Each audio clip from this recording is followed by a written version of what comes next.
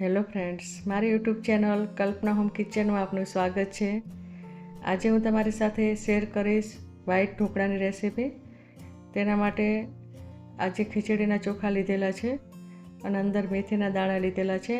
આને 8 કલાક સુધી આપણે પલાળી રાખવાના છે અને 100 ગ્રામ મેં અડદની દાળ લીધેલી છે, તેને પણ મેં 8 કલાક સુધી પલાળી રાખેલી છે। આવી રીતે બંનેને આપણે 8 કલાક પલાળી રાખવાના છે અલગ અલગ। હવે આપણે મિક્સરના જારમાં આની પેસ્ટ બનાવી લઈશું। આ બેટર આપણે બનાવી અને તૈયાર કરી લેવાનું છે।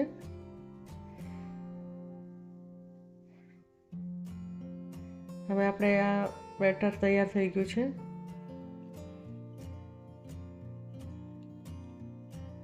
અંદર થોડું પાણી લઈ અને આપણે ઉમેરીશું કે આ થોડું પાતળું બનાવવાનું છે, એકદમ પાતળું નહીં અને મીડિયમ જ બનાવવાનું છે।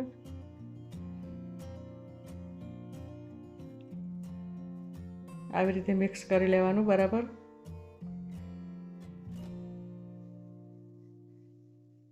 બરાબર મિક્સ થઈ જાય પછી આપણે અંદર મીઠું ઉમેરીશું સ્વાદ અનુસાર।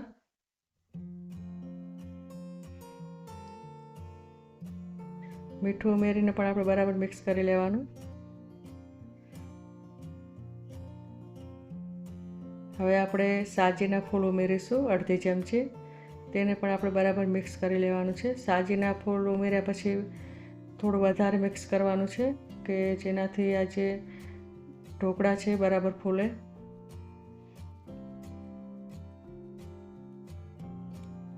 આ વ્હાઈટ ઢોકળા સવાર નાસ્તામાં ખાવાની મજા આવે છે અને સરસ બને છે અને એકદમ ફટાફટ તૈયાર થઈ જાય છે। આવી રીતે આપણે થાળીમાં તેલ લગાવી અને ગરમ કરવા મૂકીશું। 2-3 મિનિટ પછી ખોલીને આપણે આ બેટરને ઉમેરીશું અંદર।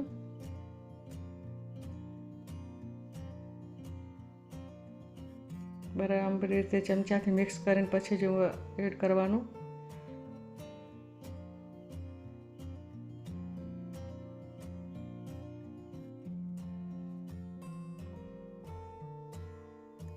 હવે આપણે ઢાંકી દઈશું, 10 મિનિટમાં થઈ જશે।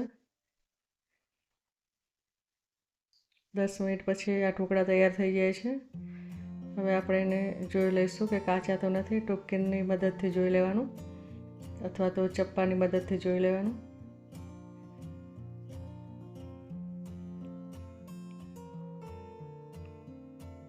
હવે આપણે કટિંગ કરી લઈશું।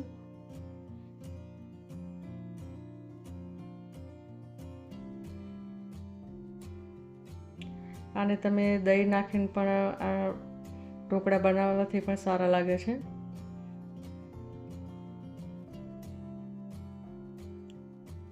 આવી રીતે આપણે એના બધા અલગ અલગ પીસ કરી લઈશું।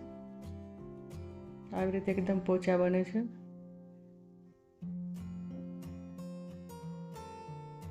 હવે આપણે ઢોકળા વઘારવા માટે તેલ લઈશું 100 ગ્રામ અને રાઈ ઉમેરીશું 1 ચમચી।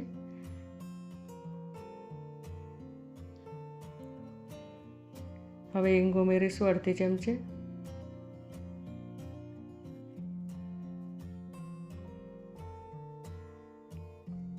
હવે લીલા મરચાં ઉમેરીશું અંદર 2 નંગ કટિંગ કરીને। હવે આપણે આ જે વ્હાઈટ ઢોકળા છે તે આવી રીતે વઘારમાં એડ કરીશું। આ જો ઢોકળા છે તેમાં તમે મરચું પાવડર પણ લગાવીને ખાઈ શકો છો, પણ આવી રીતે વઘારેલા સારા લાગે છે નાસ્તામાં। તો તમે પણ આ રેસીપી જરૂરથી બનાવજો, એકદમ સરસ બને છે।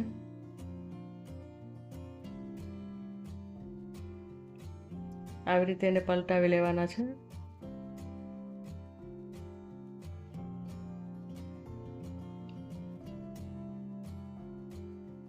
આવી રીતે બધા જ ઢોકળાને પલટાવી લેવાના છે।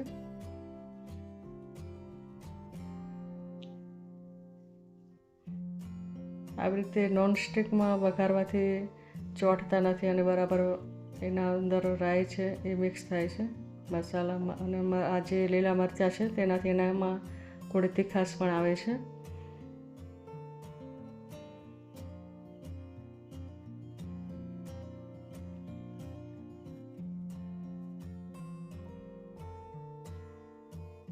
આવી રીતે બરાબર પલટાવી લેવાના બધા જ.